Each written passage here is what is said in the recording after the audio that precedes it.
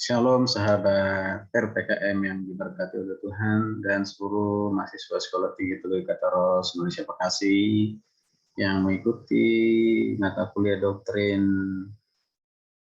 mata malaikat dan satanologi atau angelologi dan satanologi. Kembali bersama-sama kita akan melanjutkan pembahasan berhubungan dengan setan ataupun iblis dengan topik bisakah iblis diselamatkan? Bisakah iblis diselamatkan? Mari bersama-sama kita simak topik ini supaya kita bisa memahami dengan baik. Terima kasih Tuhan. Pertanyaan ini akan saya buat lebih luas seperti ini. Jikalau iblis mau bertobat dan percaya pada Tuhan Yesus, apakah ia bisa diselamatkan? Lagi, pertanyaan gini. Jikalau iblis mau bertobat dan percaya pada Tuhan Yesus, apakah ia bisa diselamatkan? Nah, ini yang harus mesti kita jawab dengan baik, jangan sampai tersesat dan menyesatkan. Maka saya katakan jelas tidak bisa. Tidak bisa. Jadi karena pada waktu iblis jatuh ke dalam dosa, ia berada di alam roh atau di alam kekekalan. Sebab itu dosanya bersifat kekal. Ya. Jadi bukan saja iblis itu kekal, tapi juga dosanya bersifat kekal. Nah, kita perhatikan di sini berlainan halnya dengan manusia. Manusia tatkala jatuh ke dalam dosa, berada di dunia ini atau di alam semesta, alam kesementaraan ini. Nah, sebab itu di dunia manusia dengan percaya kepada Yesus masih mempunyai kesempatan untuk bertobat dan diselamatkan. Tetapi kesempatan ini akan berakhir apabila manusia juga masuk ke alam kekekalan. Kapankah manusia memasuki ke dalam kekekalan? Yaitu melalui maut tatkala seorang meninggalkan dunia, atau ketika seorang meninggalkan dunia ini, maka ia berpindah dari alam kesementaraan ke alam yang kekal. Nah, inilah yang menjadi sebab kita yang hidup tidak akan bisa berbuat apa-apa lagi bagi mereka yang sudah meninggal. Doa kita, usaha kita untuk mengubah keadaan orang yang sudah meninggal adalah sia-sia. Karena di alam kekal, semuanya menjadi kekal. Jika bukan mati kekal, maka yang ada kemungkinan adalah hidup kekal. Penuntut ini tergantung pada nasab kita di dunia ini. Apakah kita ini ada orang yang sudah percaya kepada Kristus yang sungguh-sungguh atau tidak? Jadi hal yang pertama saya kasih Tuhan, bahwa iblis, dosa yang dimiliki itu sudah memiliki sifat kekekalan. Tapi hal yang sangat penting lagi yang harus kita pahami bahwa kedatangan Kristus ke dunia berinkarnasi menjadi manusia dan menjadi korban. Dia menyerahkan dirinya jadi korban. Untuk siapa? Mengorbankan dirinya. Yesus mengorbankan dirinya di kayu salib, menyerahkan nyawanya. Bukan untuk iblis, bukan untuk keselamatan iblis, tapi untuk siapa? Adalah untuk manusia yang percaya kepadanya. Nah, kalau kita baca, saya akan baca Roma 5 ayat 8 berkata demikian. Roma 5 ayat 8. Roma 5 ayat 8 begini. Akan tetapi Allah menunjukkan kasih-Nya kepada kita. Oleh karena Kristus telah mati untuk kita ketika kita masih berdosa. Perhatikan, akan tetapi Tuhan menunjukkan kasih kepada siapa?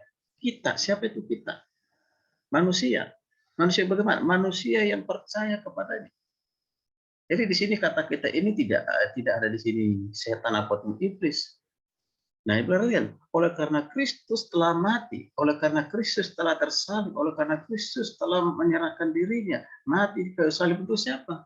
Bukan untuk iblis, melainkan untuk siapa? Untuk kita, katanya Alkitab. Untuk kita. Siapa kita? Manusia. Kapan itu? Ketika kita masih berdosa. Nah, ketika kita masih berdosa. Jadi sangat jelas ayat Alkitab ini menunjukkan kasih Tuhan melalui Yesus Kristus.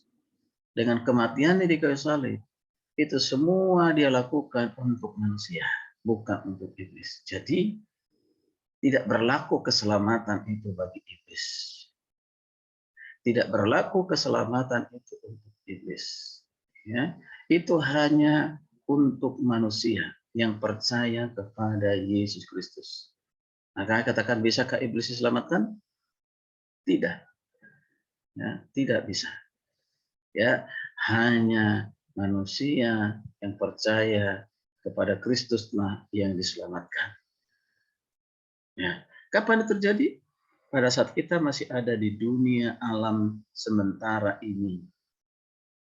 Kita percaya kepadanya, mendengarkan Injil, percaya kepadanya dengan sungguh-sungguh, menerima di berkat Injil selamat. Tidak ada lagi kesempatan setelah meninggalkan dunia ini.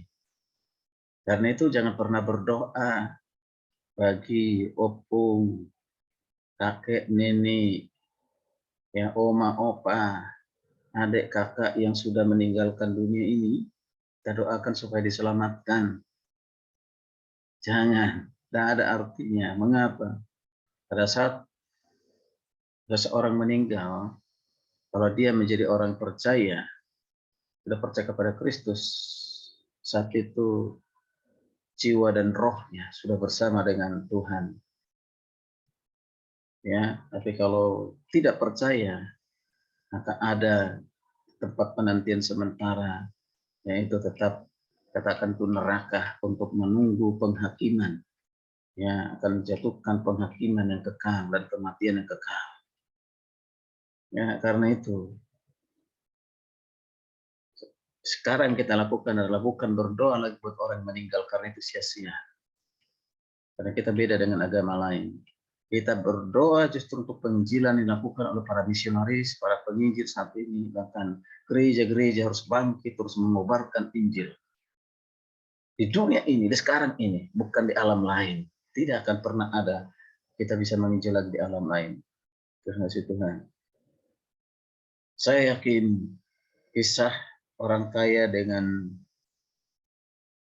Lazarus orang miskin, kita semua sudah pernah dengar, ya. Orang kaya yang berada di alam maut, yaitu pasti merindukan berpindah ke tempat siapa Lazarus yang miskin, yaitu di pangkuan Abraham. Tapi semua sudah bersifat kekal. Tidak mungkin hal itu terjadi. Akhirnya si orang kaya sadar, masih ada kelima saudaranya yang di dunia yang bersifat sementara, mempunyai kesempatan untuk bertobat. Sebab itu ia memohon kepada Abraham mengutus Lazarus kembali ke dunia untuk menginjili. Ini ada, saudara bisa baca di Lukas 16, ayat 19-31. Tapi apa jawaban Tuhan? Ada kesaksian Musa di sana. Artinya apa dari perkataan ini? Tidak mungkin lagi Abraham datang ke dunia memberitakan Injil, memberitakan kabar baik. Ada kesaksian. Kalau sekarang ini bukan lagi kesaksian Musa, tapi ada kesaksian orang-orang percaya. Gereja bersaksi bahwa Yesus Kristus adalah Tuhan. Dialah jalan kebenaran dan hidup. Tidak seorang pun datang kepada Bapa kalau tidak melalui Yesus. Di bawah kolong langit ini tidak ada nama lain yang di dalamnya memberikan keselamatan selain dalam Yesus Kristus. Mari kita beritakan supaya banyak orang mendengar dan percaya menerima sebagai tunjuk selamat. Jadi sekarang inilah kesempatan selama kita masih ada di dunia yang sementara ini. Beritakan Injil. Jangan larut lagi memikirkan mereka yang sudah meninggalkan dunia ini, yang sudah tidak bersama dengan kita. Kalau dia sudah percaya kepada Kristus, percayalah, dia sudah ada bersama dengan Yesus. Ada di pangkuan Abraham. Tapi bagi kita yang masih ada di dunia ini, Yang sudah percaya terima Yesus, bersyukurlah, tapi beritakanlah Injil kepada orang lain. Puji nama Tuhan, kiranya ini boleh menjadi berkat bagi kita semua. Sekali lagi, bisakah iblis diselamatkan? Tidak.